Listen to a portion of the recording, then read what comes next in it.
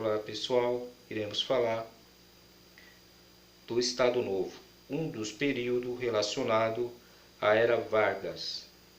Antes, vamos falar do levante comunista que ocorreu em 1935.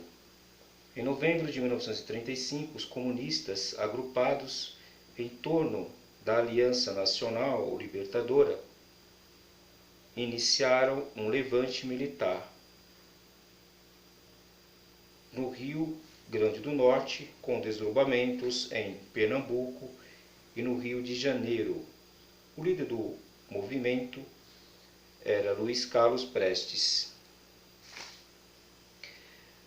A repressão ao movimento comunista de 1935 reforçou o autoritarismo de Vargas, com o apoio de amplos setores do exército e dos grupos dominantes e, em particular, inspirado no nazifascismo, ele passou a conspirar para se perpetuar no poder.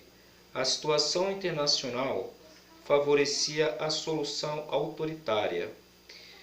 Fascismo e nazismo, na época, parecia a muita gente regimes dinâmicos, melhores que as democracias decadentes, ou seja, eram regimes que apresentavam algumas características como o desenvolvimento econômico, militar, científico. Em 1937, quando se aproximava o fim do seu mandato, previsto na Constituição de 1934, Vargas e seus colaboradores mais próximos trataram de encontrar um meio de surpreender as eleições marcadas para 3 de novembro de 1938. Tal como havia feito os nazistas na Alemanha, os seguidores de Vargas usaram como pretexto a ação dos comunistas, embora eles estivessem quase todos presos. Chegaram-se a elaborar um plano falso, o Plano Cohen.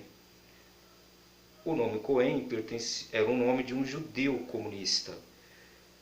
O plano previa uma revolução comunista e o assassinato de centenas de políticos brasileiros. Getúlio decretou estado de guerra que lhe permitia prender qualquer pessoa sem ordem judicial e procurou apoio das Forças Armadas e dos governadores. Diante do fantasma do comunismo, foi fácil conseguir apoio e a união geral.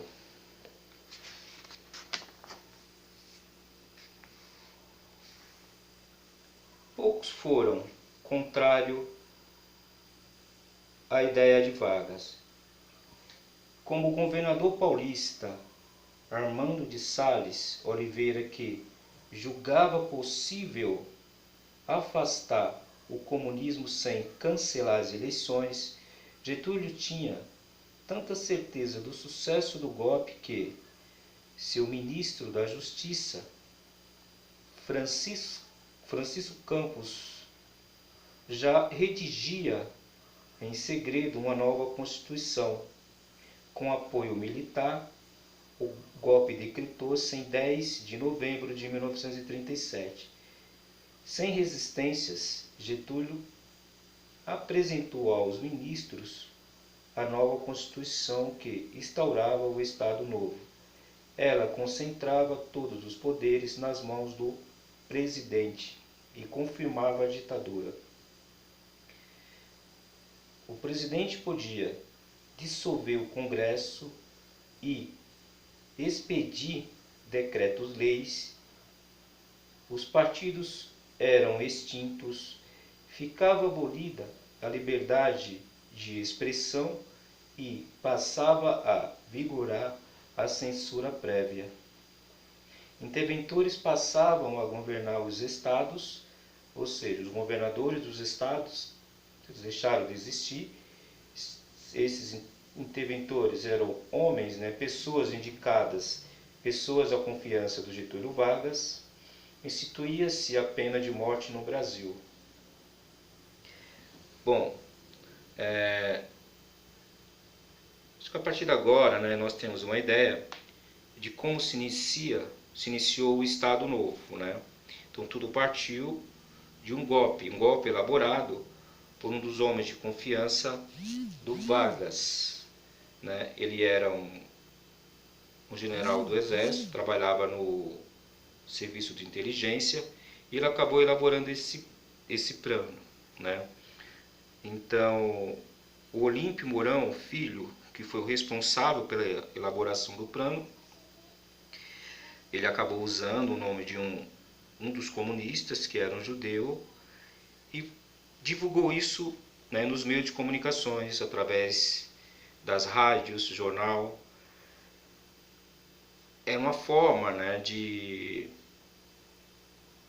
certa forma, deixar a população, né, um pouco insegura com relação a todo o projeto político que o Vargas vinha criando, desenvolvendo, né, apoio aos trabalhadores. Então tudo isso foi colocado em jogo e o Vargas acabou permanecendo no poder. Tá? Ele permanece, né?